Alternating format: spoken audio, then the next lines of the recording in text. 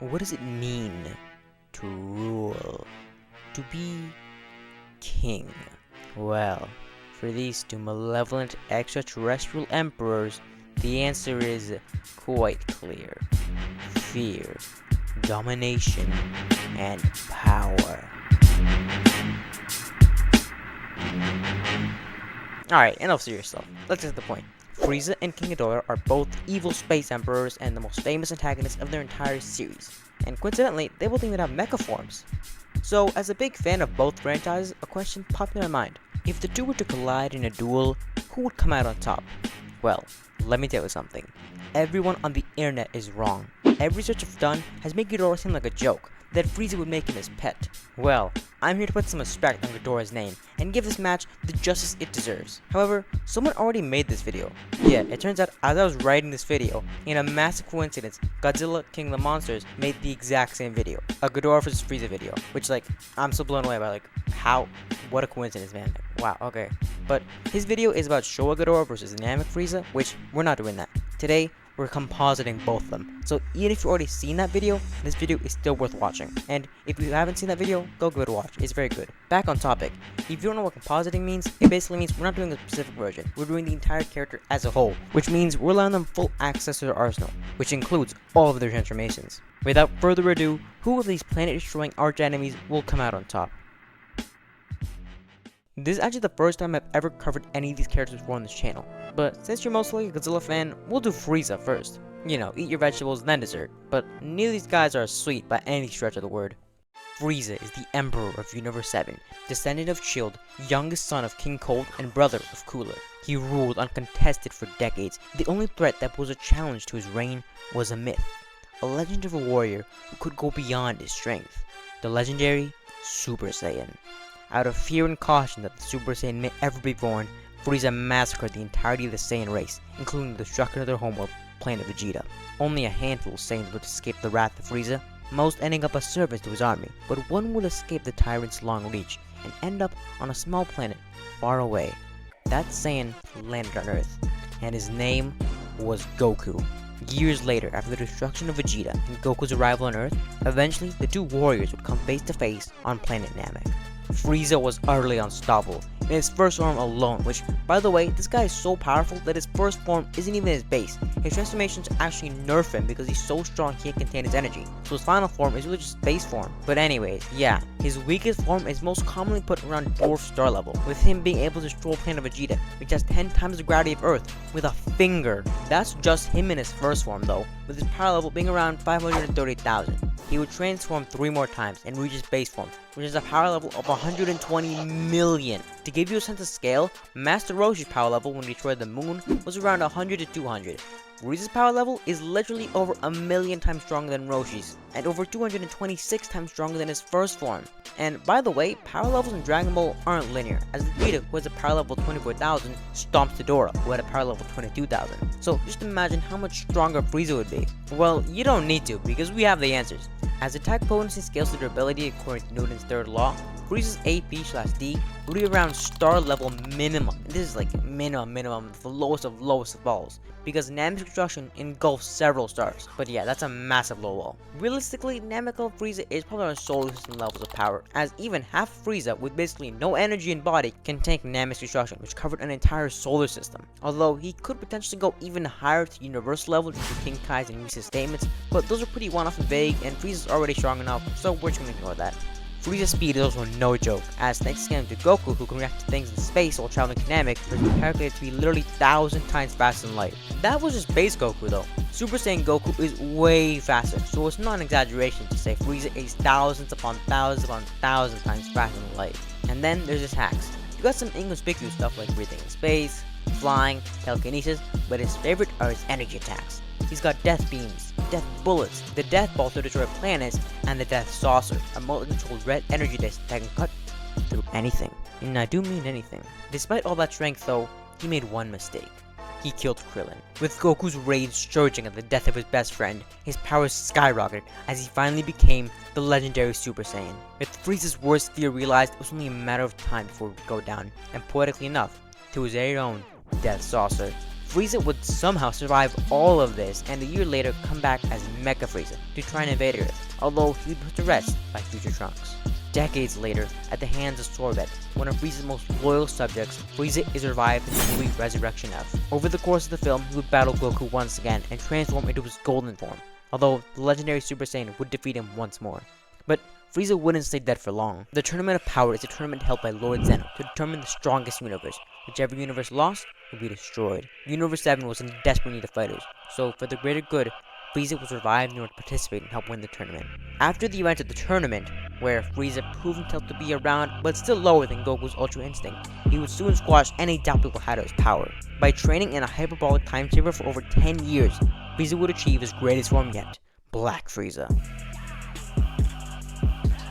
If you thought Namek Frieza was unstoppable, well, he's just a drop in the ocean compared to Black Frieza. Black Frieza immediately makes his strength clear as he one-shots Gas, as well as Goku and Vegeta in their strongest forms, True, Ultra Instinct, and Ultra Ego respectively. Those three characters are some of the strongest in the entire universe, and they were absolutely nothing compared to Black Frieza. To understand how OP that is, remember Golden Frieza? Well, Frieza got that form, which surpassed Super Saiyan 1, 2, 3, God, and Blue in 4 months of training.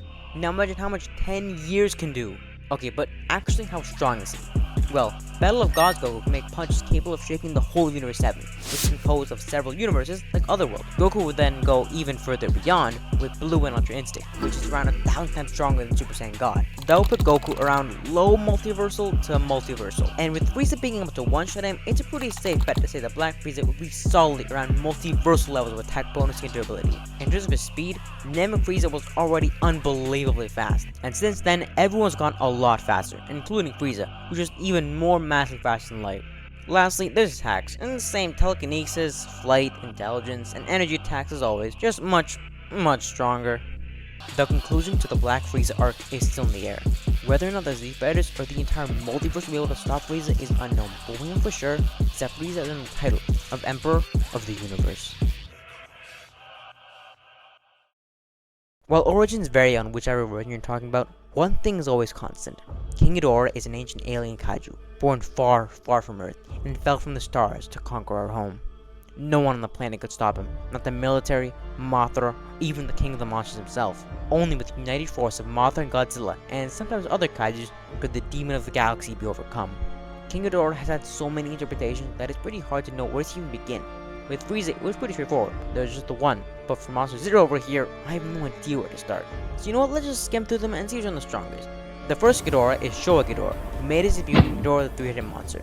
To be honest, I have no idea what to think about Showa Ghidorah. His scaling is so confusing and hard to wrap your head around that it honestly gives me a headache. So I'm just gonna ignore you for now. One day we'll get back to you. Let me know if you guys want to show a power scaling video, because that thing is so complicated. Then there's Heisei Ghidorah, who has an absolutely whack origin story going time travel and terrorists, genetic engineering, and the future of Japan. But for our sakes, all that matters is where it scales, which again, like Showa scaling, Heisei scaling is just a giant, massive rabbit hole I don't even want to touch. But to be honest, these guys don't really matter because there's another version of Ghidorah who's way stronger, but, you know, we're gonna get to him. In the Millennium Era, we got two Ghidorahs, GMK Ghidorah and Kaiju Ghidorah. While the former was admittedly among the weakest Ghidorahs, the latter is known for being one of the strongest.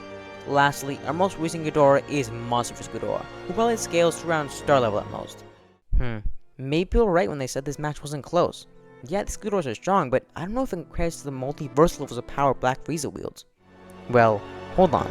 Observant Godzilla fans may have noticed I left one major Ghidorah from our little recap. This Ghidorah is a very special one. He's the only Ghidorah that can hold a candle to, and yes, maybe even beat Frieza. He's only been in one Godzilla movie, and at that, one of the worst ones. But still, the quality of his film has nothing to do with the power he wields, and his power is something to behold. Of course, I'm talking about Void Ghidorah.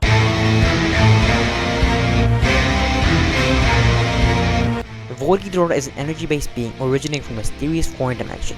Worshipped as a god by the Exif people, he was summoned to Earth by Medfist and his cult in order to destroy Godzilla, devour the planet, and convert more to the Exif faith. He emerged from a black hole to fight the King of the Monsters, and his full might wouldn't even be seen. He would be so large we only get a glimpse of his true power. In fact, this isn't even his true form, it's merely an avatar, a projection. The true power and scale of Void Ghidorah is still yet unseen. Ghidorah's attack potency and durability lives up to that godlike status. Ghidorah has been stated several times to not only eat stars, not only eat planets, but entire universe itself from multiple people several times. It's not like Whis and King Kai's statements. No, this is definitive. This will put him very easily at universal level, but we can go even higher than that. Just by existing in our universe, he distorts space and time, creates black holes, and is stated to be a higher dimensional being. Well, he's not just stated to be a higher dimensional being, he is a higher dimensional being, as uses supergravity. Supergravity is bare minimum 4th dimensional, due to being extra dimensional. Since the anime trilogy is a part of Godzilla's cosmology, and the show area having 40 kaijus and realms, then make the base universe a 4D construct. Void Ghidorah can transcend existence and the laws of physics themselves. Coupled with higher dimensional statements make the argument for Void Ghidorah being 5th dimensional or low complex multiversal very solid. Speed-wise, he's also not lacking that aspect. He's easily massively fast and light, as he can escape black holes without breaking a sweat. But we can go higher than that. Due to being a 4th and even 5th dimensional being, and his attacks coming from said higher universe, that means his speed and attacks would scale to the higher dimensional, putting his speed around infinite to inaccessible levels of speed. And of course, there's his hacks. He makes black holes, flies through space, and creates storms just by existing.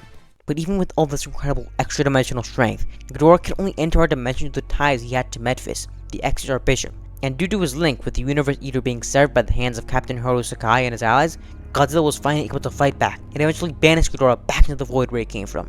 Still, he left millions dead in his wake, proving to all that even the King of the Monsters has an equal, and one day he could return. Okay, obviously both these guys are absolute demons who could easily destroy universes upon universes, but what makes this fight, quote, not even close? Well, if you're well versed in power scaling, you know the outcome as soon as I mentioned Void Ghidorah was 4th and even 5th dimensional. Upper dimensional beings and how they relate to power scaling can be kinda confusing, so let me use an analogy to help you understand. Imagine you're on a grid. You can only move along the X and Y axis, up and down, left and right, but I can move the X, Y, and Z axis. I can move infinitely more than you because the Z axis is infinite. Now replace the axis with dimensions and movement with strength, and you can start to see why this fight isn't even close. A 4th dimensional being is infinitely stronger than a 3rd dimensional being, and a 5th dimensional being is infinitely stronger than a 4th dimensional being, because they can move along that axis, for lack of a better term. That's what we got here. Frieza could probably easily destroy universes upon universes upon universes, as many if he wants, but he's still bound to being a 3rd dimensional being. Void Ghidorah is not bound by that 3rd or even 4th dimension. He's 5th dimensional, and as such is infinitely stronger than Black Frieza. Even if you don't think Ghidorah is 5D, he's still very easily 4D, which is infinitely more than 3D. And if Void Ghidorah unleashes true form against Black Frieza, yeah, there's no debate, the fight is a complete stomp. The only argument Frieza has is that we don't really know how strong he is. He hasn't been in a fight yet that's pushed to his limits, so he could be way stronger. But like I said before, he's still bound to be a 3rd dimensional being, while Void Ghidorah is not. As far as I can tell, no one in Dragon Ball except a few characters, and I mean like 3 are 4D, with no evidence being 5D. And even though Frieza loses, it's not because of his size, okay? Like, just because someone's bigger than someone else doesn't mean they just stomp them. That's not how that works. They would still live from being stomped if their durability is high enough. But anyways, sorry Frieza fanboys, but I mean you kinda had it coming. Like, come on, it's time to put some respect on Ghidorah's name, because this is a lot stronger than you think.